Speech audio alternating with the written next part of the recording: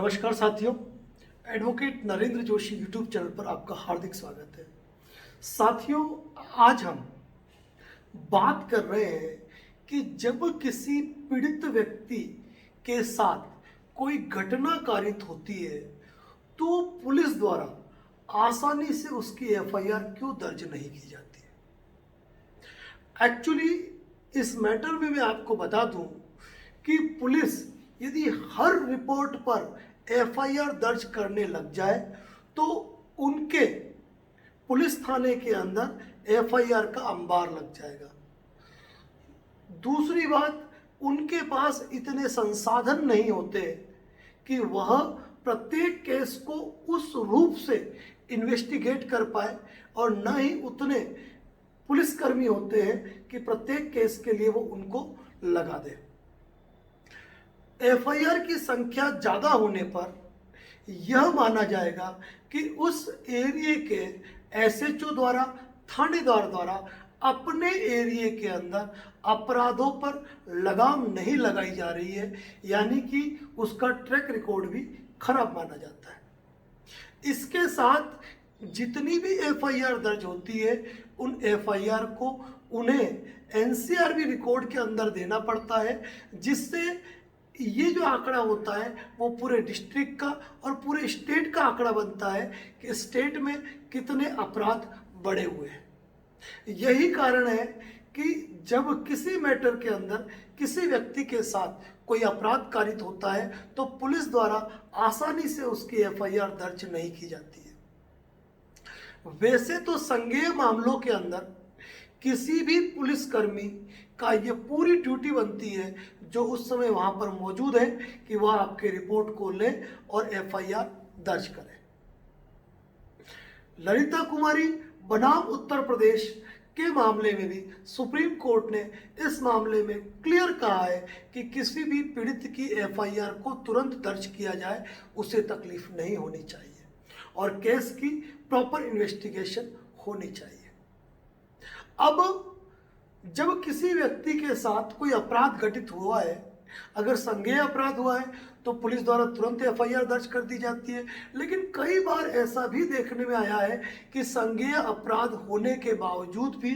सामने वाले व्यक्ति के पद और प्रभाव को देखकर पुलिस द्वारा एफआईआर दर्ज नहीं की जाती है। ऐसी अवस्था के अंदर जब आपके साथ किसी प्रकार का कोई अपराध कारित हुआ है और पुलिस द्वारा उस थाने के अंदर आपको रिपोर्ट देने के बावजूद भी पुलिस द्वारा एफआईआर दर्ज नहीं की गई है, यहाँ एक बात को समझने की कोशिश कीजिएगा कि एफआईआर होती क्या है। फर्स्ट इंफॉर्मेशन रिपोर्ट, यानी कि आप ये समझते हैं कि मैंने थाने के अंदर एक एप्लीकेशन लिख के दे दी, उन्होंने रजिस्टर में एंट्री कर दी, इसका मतलब एफआईआर दर्ज हो गई। जी नहीं, ऐसा बिल्कुल नहीं है।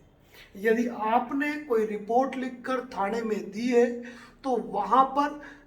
सीआरपीसी 154 के तहत थाने द्वारा उस रिपोर्ट पर संज्ञान लिया जाकर उसको अपने कंप्यूटर में इंदराज किया जाता है, उस दिन की तारीख लिखी जाती है और उसके ऊपर एक नंबर चढ़ता है, जैसे वर्ष 2021 के पहले कि कौन से नंबर की एफआईआर है वो नंबर चढ़ता है, वह एफआईआर किसने दी है, वह क्या करता है, उसका नाम क्या है, उसके कॉन्टैक्ट डिटेल क्या है, वह एफआईआर उसने किसके विरुद्ध दी है उसकी डिटेल लिखी जाती है और भारतीय दंड संहिता की किन धाराओं के अंतर्गत वह एफआईआर दर्ज हुई है, यह सब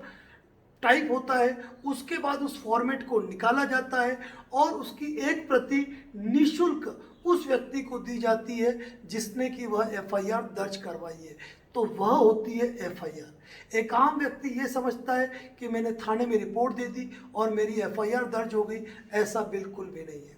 अब मान लीजिए आपने रिपोर्ट दे दी और आपके रिपोर्ट देने के बावजूद भी पुलिस द्वारा आपकी एफआईआर को दर्ज नहीं किया गया। ऐसी अवस्था के अंदर आपको चाहिए कि आप अपने जिले के पुलिस अधीक्षक को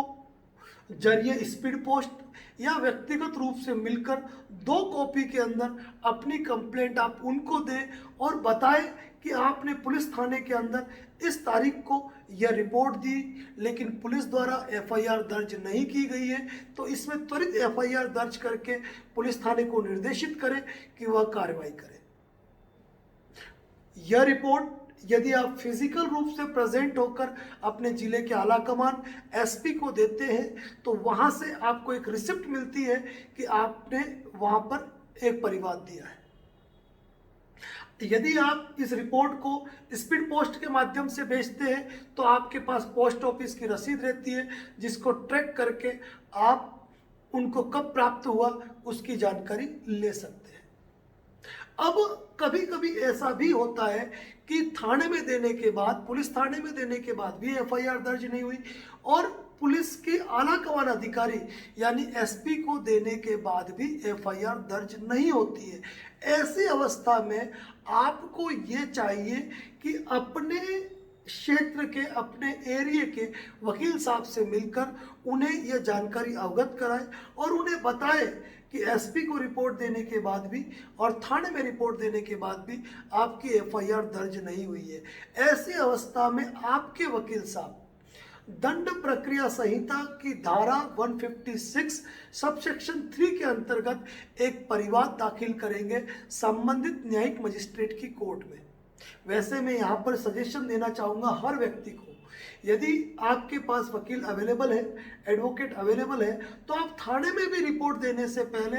एडवोकेट से कंसल्ट कर लें, एसपी को भी रिपोर्ट देने से पहले एडवोकेट से कंसल्ट कर लें, ताकि आपकी मजबूत एफआईआर 9K के फार्मूले पे बन सकती है। ये फार्मूला बहुत ही इम्पोर्टेंट है कि अपराध किसके साथ हुआ, किसने किया, कब किया, किस स्थान पर किया, किस तारीख पर किया, किस तरीके से किया, किस रूप से किया और किस तरीके से आप पीड़ित हुए। यह जो फार्मूला है, इस फार्मूले के आधार पर कोई भी एडवोकेट अपनी रिपोर्ट को तैयार करता है। यदि आपकी एफआईआर दर्ज नहीं हुई है तो आप, और यदि किसी के खिलाफ आप अच्छी कार्रवाई चाहते हैं तो आपको चाहिए कि आप अपने नज़दीकी एडवोकेट से कंसल्ट करें। अब थाने के अंदर भी आपने रिपोर्ट दी, एसपी को भी आपने रिपोर्ट दी, फिर भी आपकी एफआईआर दर्ज नहीं हुई। ऐसी अवस्था के अंदर जब आप अपने वकील साहब के माध्यम से सीआरपीसी 156 सबसेक्शन 3 के अंतर्गत जब आप कोर्ट के अंदर आप पिटिशन फाइल करते हैं, परिवाद फाइल करते हैं, तो वहाँ पर आपके परिवाद को जांच किया जाता है और जांच करके ये देखा जाता है कि मामला इस न्यायालय के क्षेत्राधिकार का है कि नहीं। इसके बाद वाद निश्चित न्याय शुल्क पर पेश है कि नहीं। इसके बाद आपने पहले क्या प्रयास किए, क्या आपने 154 सीआरपीसी की पालना की है। 154 सीआरपीसी की पालना को तभी पूर्ण माना जाएगा जब आपने जिले के पुलिस के आला अधिकारी को लेटर दिया है, चाहे वो फिजिकल अपीयर होकर दिया है, चाहे वो स्पीड पोस्ट के माध्यम से दिया है, उसकी कॉपी और उसकी रिसिप्ट आपको लगानी होती है। इसके बाद जो न्यायिक मजिस्ट्रेट है वह उस पर प्रसंज्ञान लेते हुए वह चाहे तो तुरंत ही एफआईआर का आदेश जो है संबंधित थानाधिकारी को दे सकता है कि इस मैटर में एफआईआर दर्ज करके त्वरित कार्रवाई की जाए, या वह चाहे तो पुलिस रिपोर्ट भी मंगवा सकते हैं कि पुलिस द्वारा क्या कार्रवाई की गई है अब तक इस मैटर में, और उनकी कार्रवाई से संतुष्ट न होकर न्यायिक मजिस्ट्रेट संबंधित पुलिस थाने को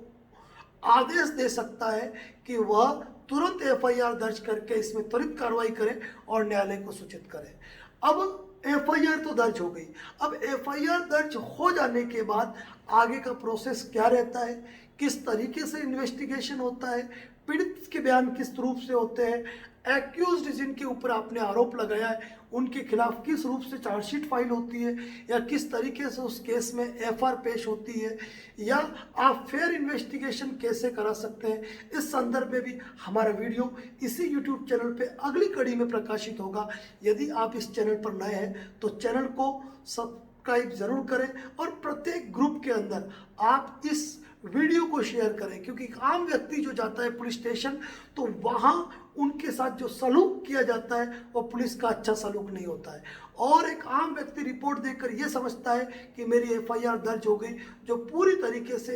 एक मिथ्या जानकारी होती है, क्योंकि उनको मालूम ही नहीं है कि एफआईआर होती क्या है। तो इस मैटर में हम और भी इन मुद्दों पर प्रकाश डालेंगे। इस चैनल पर नए हैं तो सब्सक्राइब करें, पूरे ग्रुप के अंदर शेयर करें और ऐसे ही अपडेट हमारे चैनल पे दिए जाते रहते हैं। धन्यवाद। जय हिंद, जय भारत, जय राजस्थान।